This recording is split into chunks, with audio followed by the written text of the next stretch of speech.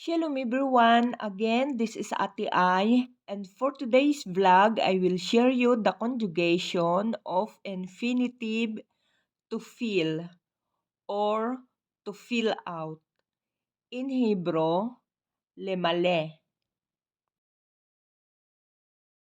Present tense, fill for masculine singular, memale.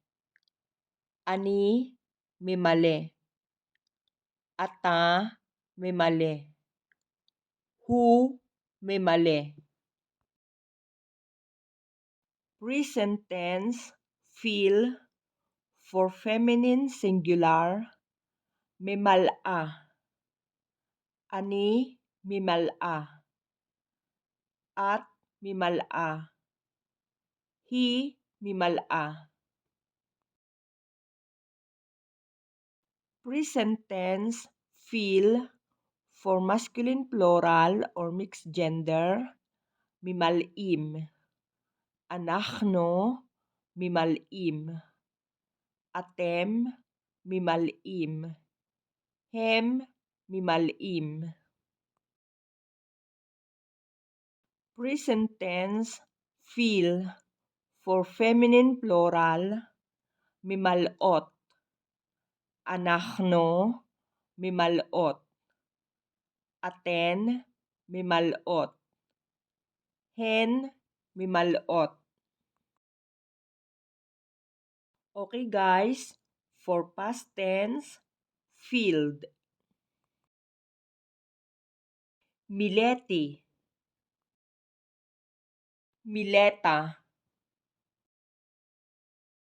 Milet. Mile. Mila. Mileno.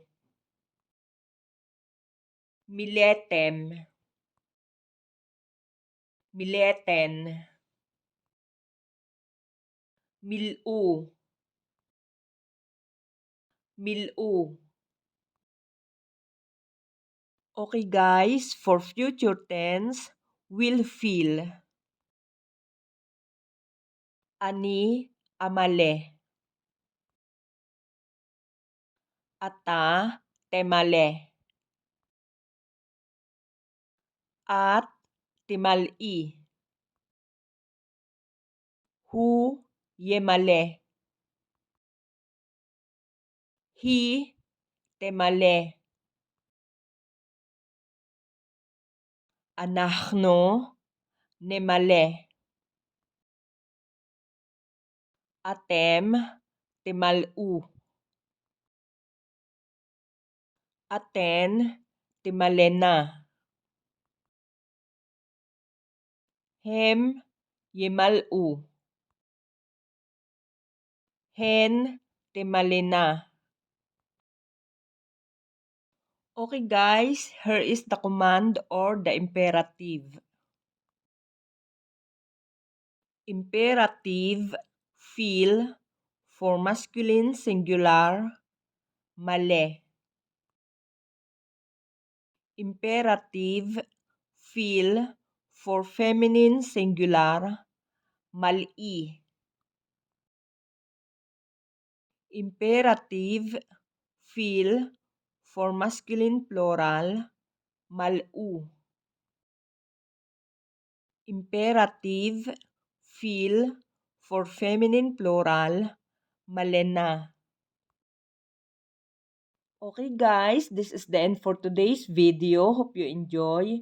And please don't forget to like, share, comment, and subscribe. And don't forget to click the notification bell to be updated for more videos. Guys, thank you very much for watching. See you on my next vlog. God bless you all. Lihit Raot.